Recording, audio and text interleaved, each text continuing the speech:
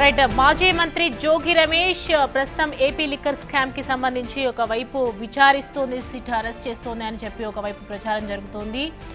ఏదైతే ప్రధాన నిందితుడిగా ఉన్నటువంటి జనార్దన్ రెడ్డికి సంబంధించి వాట్సాప్ చాట్స్ కావచ్చు, ఇటు ఫోన్ కాల్స్ కి సంబంధించి ఆధారాలు కూడా బయటపడినటువంటి నేపథ్యంలో ఒకవైపు మా జోగి రమేష్ అసలు మాకు ఎలాంటి సంబంధం లేదు అని చెప్పడం జరిగింది.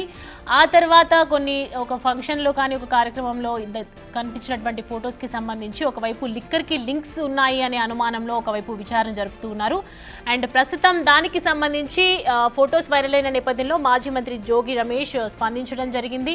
నన్ను జైలుకు పంపాలన్నదే ప్రభుత్వ లక్ష్యం అని చెప్తూ ఉన్నారు. ఇప్పుడు ఒకసారి ఆయన ఏం మాట్లాడారో ఒకసారి చూద్దాం.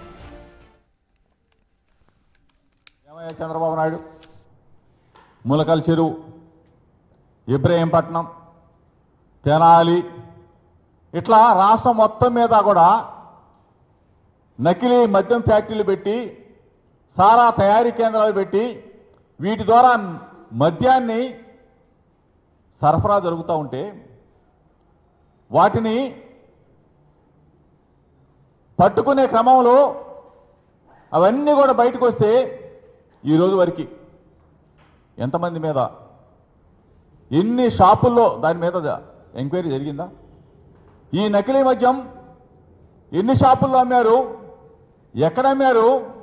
కనీసం రాష్ట్రంలో బ్రాందీ షాపుల్లో ఎక్కడెక్కడ ఈ మద్యం ద్వారా సరఫరా జరిగింది, నకిలీ మద్యం సరఫరా అయింది, బెల్ట్ షాపులకు ఎట్లా వెళ్ళింది, ఆ బెల్ట్ షాపుల ద్వారా ప్రతి ఇంటికి కూడా డోర్ డెలివరీ ఎట్లా జరిగింది అనే దాని మీద అసలు ఎంక్వైరీ జరిగిందా? అక్కడ మీరు దాడులు చేశారా? అసలు ఇవేమీ పట్టనట్టు ఎప్పుడో సుమారుగా 16 రోజులు అవుతా ఉంది.